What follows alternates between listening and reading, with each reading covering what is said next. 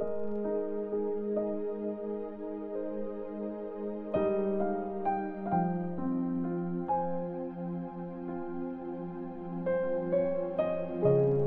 chapter 8. Pinakain ni Jesus ang 4,000. Isang araw, tinagsa uli si Jesus ng maraming tao. Walang dalang pagkain ng mga tao, kaya tinawag ni Jesus ang mga disciples niya at sinabi, "Naaawa ako sa mga tao. 3 araw na silang sumasama sa akin at wala man lang silang makain. Kung papauwiin ko naman sila ng gutom, baka himatayin sila sa daan. Ang layo pa naman ng pinanggalingan ng iba." Sumagot ang mga disciples, "Saan naman po tayo pwedeng kumuha ng pagkain dito sa desert?" Tinanong sila ni Jesus, "Ilan ang tinapay na dala niyo?" Sagot nila, 7 po. Pinaupo ni Jesus ang mga tao sa lupa. Tapos, kinuha niya ang 7 tinapay at nagpasalamat siya sa Diyos. Hinati niya ang tinapay at binigay sa mga disciples at binibigay nila yon sa mga tao. May dala din silang ilang maliit na isda. Nagpasalamat uli si Jesus sa Diyos para sa mga isda. Sa kanya, inutusan ng mga disciples na ipamigay din ang mga isda sa mga tao. Nakakain at nabusog ang lahat. Inipon ng disciples ang mga natira at nakapuno pa sila ng 7 basket. Mga 4,000 na tao ang nakakain.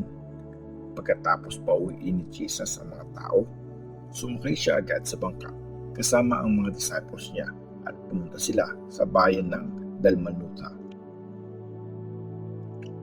Humingi ng sign ang mga Pharisees. May mga Pharisees na gustong i-test si Jesus, kaya pinuntahan nila si Jesus para makipag-debate sa kanya. Humingi sila ng himalang galing sa Diyos. Huminga ng malalim si Jesus sa sama ng loob at saka sinabi, "Bakit kailangan pang humingi ng himala ang mga tao ngayon? Sinasabi ko sa inyo, walang matatanggap na himala ang generation na to." Tapos, iniwan sila ni Jesus. Sumakay uli siya sa bangka, saka pumunta sa kabilang side ng lake. Ang yeast ng mga Pharisees at ni Herod. Nakalimutan ng mga disciples na magdala ng tinapay para sa lahat. Iisa lang ang tinapay nila sa bangka. Sabi ni Jesus, "Mag-ingat kayo sa yeast ng mga Pharisees at sa yeast ni Herod." Pinag-usapan ng mga disciples ang sinabi ni Jesus. Sabi nila, "Sinasabi niya yan kasi wala tayong tinapay." Alam ni Jesus ang pinag-uusapan nila, kaya tinanong niya sila, "Bakit niyo pinoproblema na wala kayong tinapay? Hindi niyo pa rin ba naiintindihan? Hanggang ngayon, sarado pa rin ba ang isip niyo? May mga mata naman kayo, pero bakit di niyo nakikita? May mga tenga din naman kayo, pero bakit di niyo naririnig? Nakalimutan niyo na ba nung pinakain ko ang 5,000 na tao gamit ang 5 tinapay? Ilang basket ng tirang pagkain ang naipon niyo?" Sagot nila, 12 po. Sabi uli ni Jesus, "Nung pinakain ko naman ang 4,000 na tao gamit ang 7 tinapay, ilang basket ng tirang pagkain ang naipon niyo?" Sumagot uli sila, 7 po.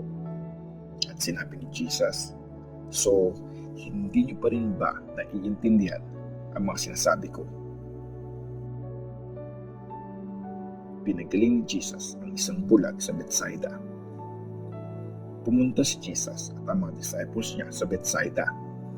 Dinala ng ilang tao kay Jesus ang isang bulag. Nagmakaawa sila na pagalingin ni Jesus ang lalaki. Inalalayan ni Jesus ang lalaki at dinala siya sa labas ng bayan. Nilagyan ni Jesus ng laway niya ang mata ng lalaki. Tapos, hinawakan niya ang mata ng lalaki at saka tinanong, "May nakikita ka ba?"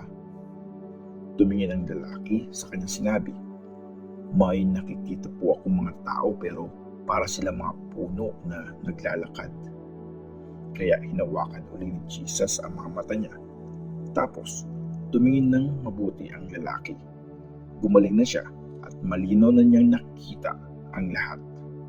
Nang pauwiin ni Jesus ang lalaki, sinabihan niya ito, "Huwag ka nang bumalik doon sa bayan."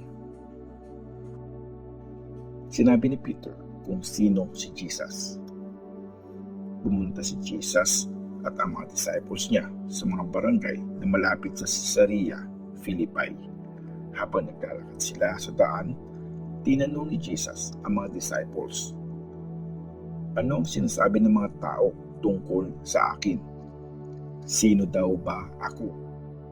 Sumagot sila, "Sabi po ng iba, kayo daw po si John the Baptist. Sabi naman ng iba, kayo daw po si Elijah. At yung iba naman, isa daw po kayo sa mga prophets." Sabi ni Jesus, "Kayo, sa tingin nyo, sino ako?"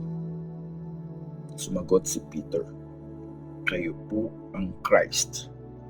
At mahigpit na inutusan ni Jesus ang mga disciples, "Huwag niyong ipagsasabi sa iba kung sino ako." Ang paghihirap at kamatayan ni Jesus.